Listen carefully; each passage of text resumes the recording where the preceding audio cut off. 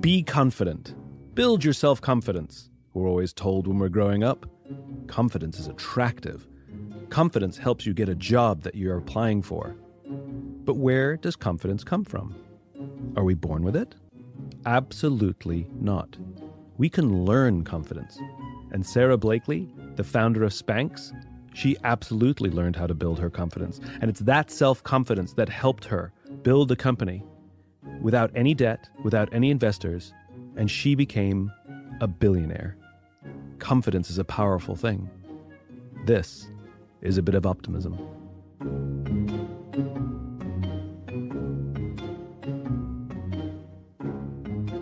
This is such a treat for me because I'm such a fan of yours. I wanted to talk to you because this is one of my favorite things about you. You have a kind of confidence that few people I know have, but you have this sort of quiet calm about you, this sort of self-deprecating sense of humor, and yet I know how much you believe in yourself and believe in the things that you do. And it's that sort of belief in your direction that I find just, well, magical. Thank you. The question I have is, were you always that way, or did it build over time?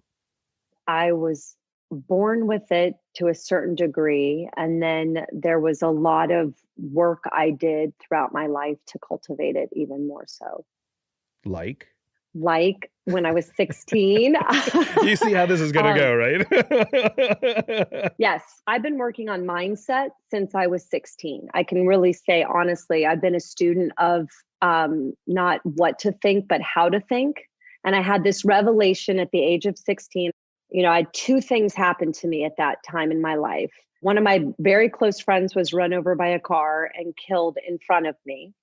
And my dad left home. And my parents got separated and ultimately divorced. And when my dad left home, he came into my bedroom and he handed me a cassette tape series called How to Be a No Limit Person by Wayne Dyer. And he said, "Sweetie, I wish I was your age when I discovered this instead of 40. And then he left. And I think most 16-year-olds at Clearwater High on Clearwater Beach probably would have chucked that middle-aged guy with the bushy mustache telling me how to be a no-limit person in the bottom of my closet. But I was hurting so much that I was open to it. And that's the hidden blessing for that. There's always a hidden gift in the darkest of times. And my openness to listening. And I just started crying, sitting in my bedroom as I put these cassette tapes in, because I realized I'd spent 16 years plus in school being taught what to think, but no one had ever taught me how to think. And I had this epiphany of, oh my God, wait, I can control how I think. Like I can actually work on this and become a student of how to think. So I really started getting as much as I could outside of school that was teaching me how to not fear failure, how to, take risks, the law of attraction, visualizing my own success, manifesting what I wanted in my life. And then really, I think more than anything, learning how to respond to what comes at you in life. Like there's so much stuff that's going to come at you in life. And the way that you think about it is either going to hold you back or propel you forward. And learning that was really enlightening for myself. So how did you learn to respond to things that don't go, quote unquote, according to plan? I feel like the combination of how I came into the world, I have had a deep center, like a deep sense of confidence about believing in myself. If I feel like it feels right to me, and maybe it's a real connection to gut and intuition, because there's a knowing inside of all of us and we get distracted from the knowing. But if I'm in connection with that knowing, it's almost like nothing can rattle me. Yeah. One of the other things, I know that you have a mission to empower women as well. Tell me about how you found yourself wanting to advance that mission in the first place. Right. So I cannot pinpoint where that comes from. I sometimes joke it must be a past life passion. I didn't grow up in a family that was like, we need to support women. I think a lot of it had to do actually with watching my mom and my grandmother's limited options. and sort of absorbing that.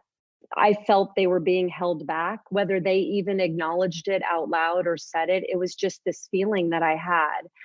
And I just plainly see that the balance between the masculine and the feminine is so out of whack. And so I want to help it. And I entered an arena in business that the masculine really ruled. The feminine has really only been honored in this space not that long ago. When I started Spanx, I had two guys come up to me and say, "You invented something, Sarah. Congratulations. I hope you're ready. Business is war." And I went home that night to my apartment and I was so sad. And I remember sitting on the floor of my apartment and saying, "Why is it war? Like, why does it have to be war?" And I vowed to myself that night, I was like, I'm going to do it differently. I don't want to go to war. And I just honored very feminine principles in how I conducted myself and grew my business. And in the back of my mind, I was thinking, maybe I'll end up successful. And if I do, wouldn't that be cool? Because then I can show there's another way. Yeah. What are some examples of those principles? I mean, using vulnerability, I've been very guided by my intuition. I'm in a business group with guys and I would say things like, well, I'm going to talk to the universe. I'm going to consult with the universe. And they literally thought I was insane. And then as my business continued to grow, around year 4 or 5, I found out later, I'm still in the business group with them 20 years later. They're like my brothers, but they all told me they were placing bets how long I would last in business. 4 or 5 years into it, Simon, they all individually were pulling me aside and they were like, "So how do you talk to the universe? Yeah. Tell me what you mean." But so vulnerability, I'll give you an example. I started Spanx. I make butts look better, starting with my own. I took a picture of my own butt with cellulite and a panty line in my pants, and then put my product on and showed it side by side and laminated it at Kinko's and stood in Neiman Marcus, right? Like this store with the most impeccably dressed women. And I'm showing this image of myself. And over again, I had people say, if you're the founder and the owner, you probably should use someone else's butt. Like, why are you using, they couldn't wrap their head around the fact that I wasn't trying to say, you need me, I'm perfect, I have a product for you. Yeah. I was kind of like, we're in this together. This is what this does for me. And that was a real shift at the time. As a consumer, I always felt like companies were talking at me and not to me. And I feel like there was a real fear among companies that if we put our guard down, like if we acted real human or kind of at the level of our customer, they might not believe we're credible, like that we're not the expert and that they don't need our product. So I just stripped that all away. And then I had such a deep connection with consumers as a result, Simon. Spanx didn't advertise for 16 years. I became a global household name without ever advertising.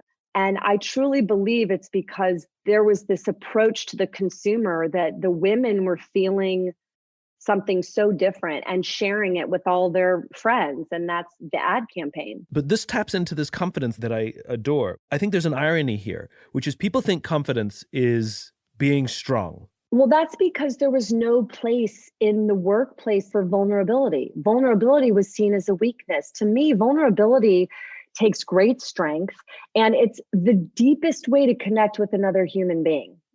Like I love deep connecting, whether it's a customer or a friend. And I find that happens the most when I'm authentically just who I am. Right. How old were you when you met Jesse, your husband? I was 35. I got married at 37. Did you want to get married prior? I wanted to get married. And had you had a couple of full starts? Were you ever engaged prior to Jesse? Yes. I was engaged before Jesse. I had many, many relationships that weren't right. I really wanted to be married. I really wanted children. I had a lot of this conflict inside of my body in my 20s because I would meet men.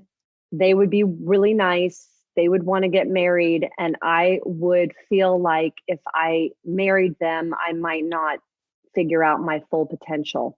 So if you married them, you wouldn't back up there. I had all these opportunities to marry men Yeah. who were very interested in taking care of me or just, very successful, whatever. And I would have this inner conflict that was so intense that would say, but if you do that, you might become content and you might not ever learn your full potential of what you're capable of and what you could do. And it was like a knowing inside of myself that I almost knew that that would happen to me. So I just was like, I need to find my way first, kind of. I was very determined to be financially independent. My mom and dad got divorced. My mom had been a stay-at-home mom all her life. And then I'm sitting at home with her and I'm a freshman in high school. When it all makes sense to you, I said, well, Mom, what's your savings? I don't have any savings. Do you have a 401k? Do you have a pension? No, I've been a stay-at-home mother. Mm. I was like, okay. And it was a really intense time for me as a 15 and 16-year-old girl to kind of absorb all of that. Mm. So you resisted marriage for a long time. So what was it? I resisted it, but I wanted it. I could spend time on a therapy couch about that, but it's all worked out. I found my husband in Vegas at a poker tournament, naturally. Go on. I don't think I've ever heard the story of how you and Jesse met. I met Jesse in Vegas at a poker tournament, and neither one of us play poker. And wait, so you were both in the poker tournament? Yes. That's even better. And then I just kind of knew. I was like, oh boy. I was like, this guy's in my movie. I never could see any of the guys I was with prior to Jesse in my movie. And as soon as I met Jesse, he lived in New York. I lived in Atlanta. We were in Vegas. The whole thing was, he was an entrepreneur. I had started Spanx, but I just saw him in my movie. I absolutely love that terminology. You know what it is? It's a very clever device to trust your gut.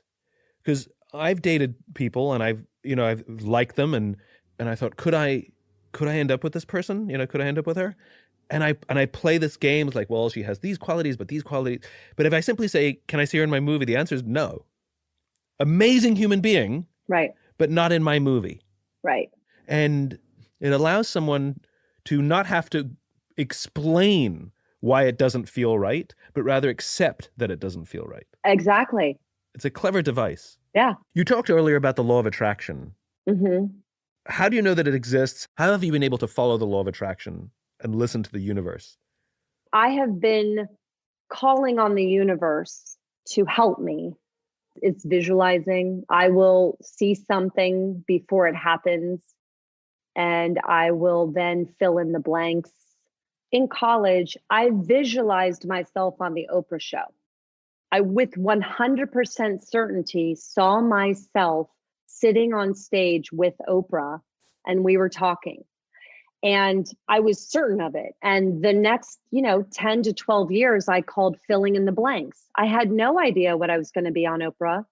And I actually was so excited. I remember in my 20s being like, I can't wait to find out what I'm talking to her about. And I ended up at Disney World because I failed the LSAT to be a lawyer. I was too short to be goofy. I'm the height of Chippendale. I'm the height of a chipmunk. Then I sell fax machines door to door for 7 years. I get kicked out of every office building all day long, every day in Clearwater, Florida. I'm living with my mom. Like, I'm dating the wrong guy after the wrong guy. And if you had pulled me off the side of the road in my Honda at any given moment in that time, I would have been like, with 100% certainty, I'm on Oprah. It's going to happen. And then all of these things started happening, and I was on Oprah. And if anyone whispered in my ear as a 20-year-old at the, in Florida, that you're going to be talking to her about a new product you create as an undergarment, I was like, I would have thought they were insane. I'd never taken a business class. I've never worked in fashion or retail, but that was a 100% visualization. I love this because a lot of people have told themselves they're going to be on Oprah, right? A lot of people have said themselves, and a lot of people have believed it. But after the second year or third year of selling fax machines, they start to doubt the vision. The confidence starts to go sideways because the timing isn't as they expected. And you sold fax machines for 7 years. And that's a long time. That is a long, I mean, the average person at that company lasted like 6 months. It was so intense. I mean, you got kicked out of buildings all day long. I mean, I got escorted out of buildings because I had to do 100% cold calling. Ugh. So every morning I would get in my car and walk into businesses unannounced and try to sell them a fax machine. Clearly, you figured out how to sell somebody a fax machine if you lasted 7 years doing it. It was brutal though, you know? What did you learn from that has benefited you now? Oh my God, what didn't I learn? It's like one of the best things you could ever do to prepare for life. I learned how to get my foot in the door. You're really only given about 30 seconds to a minute. And I figured out how to approach someone in those first 30 seconds to a minute to get a possible chance.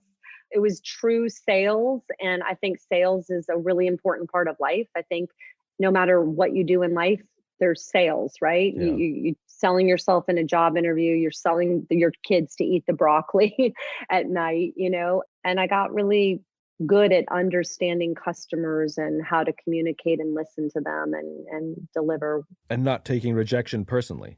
Right. Oh my God. I mean, I cried a lot. I mean, I would get in my car after being like yelled at, you know, a lot of receptionists used to rip my business card up in my face as I handed it to them. And I just have to like take a deep breath and go, well, thank you very much. You know, if anything comes up, call me. And then I get in my car and I'd cry.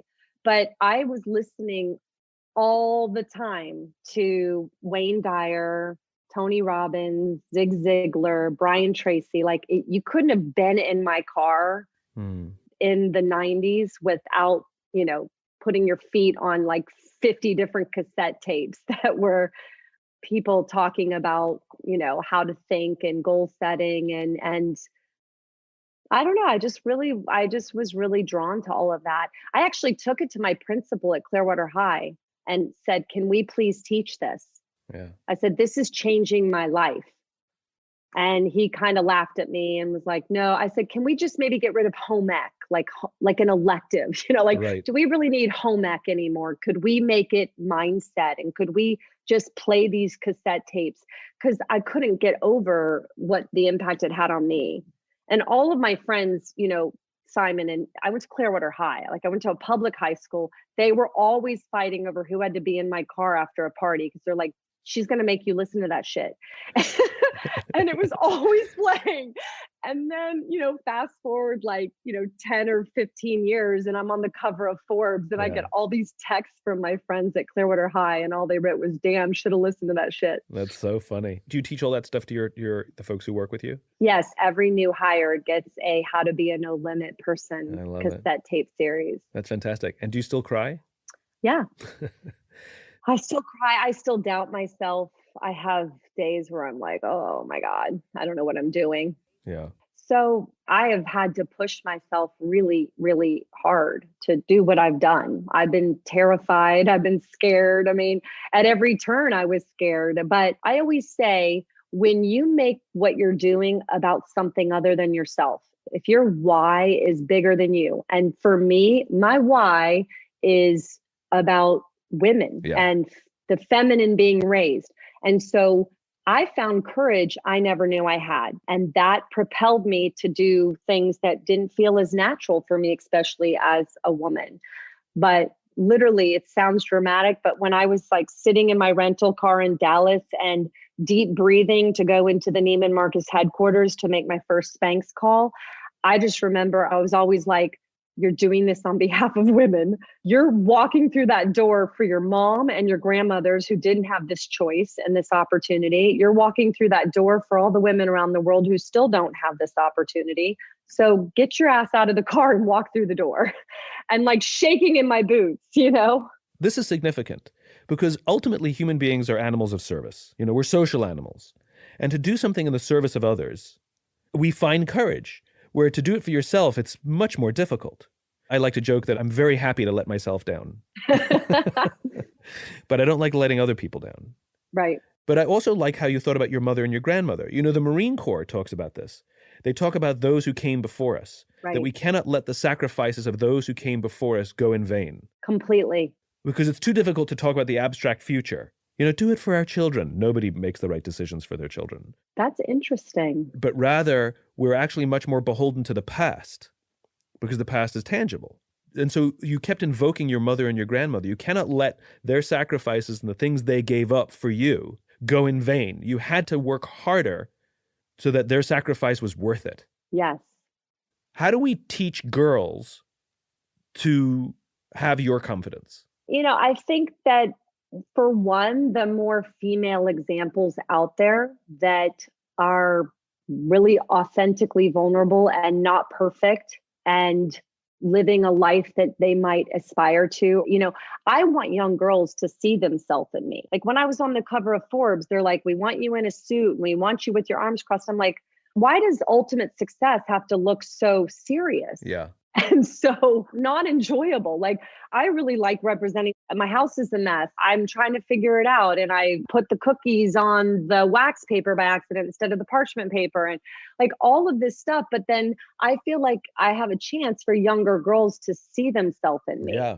And if they see themselves in me and I'm not putting on a real front, then I feel like they might tap into something and say, why not me?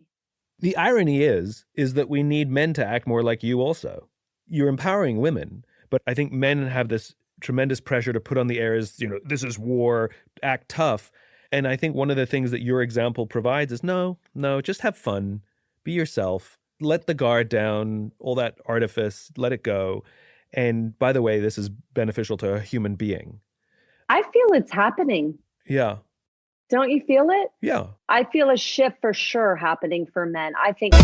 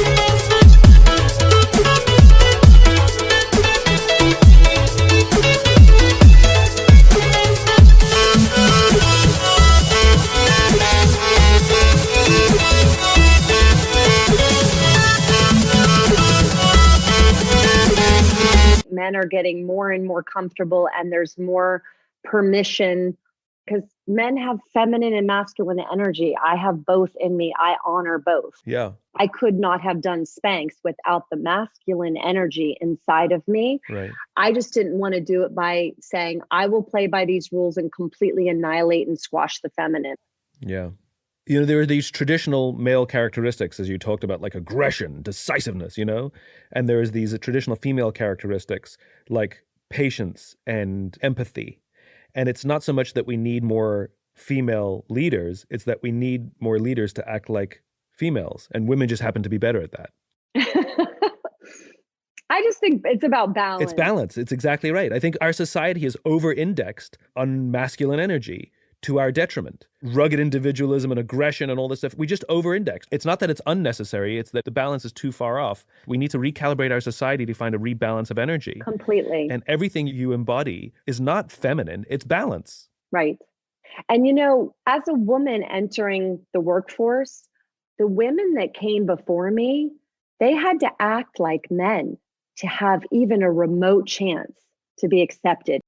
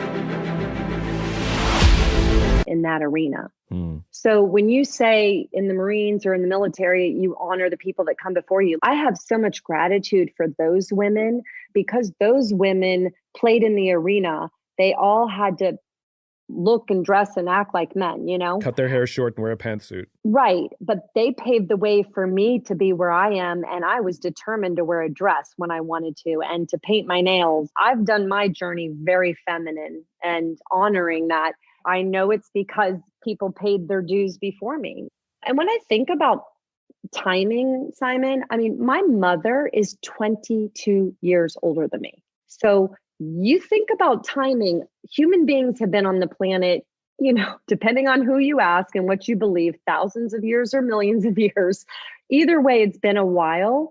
And I made the cut by 22 years. My mom was expected to be a homemaker. Her options were really, really, really limited.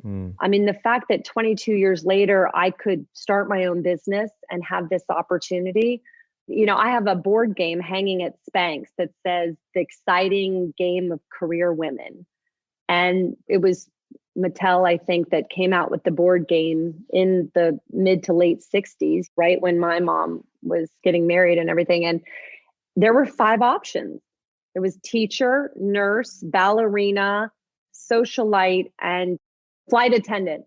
Socialite was a career option? Like, oh no. Those were the options. So it's hanging here at Spanx because we have lots and lots of women that work here, and a lot of them are in their 20s. And so just having them see that board game, they're kind of like, what is that? Like, that wasn't that long ago. True. Sara, thank you so much for taking the time. You're welcome. Sara, such a joy, such a joy, such a joy. Wishing you only the best, and we'll talk real soon. All right. Thanks for having me. Bye.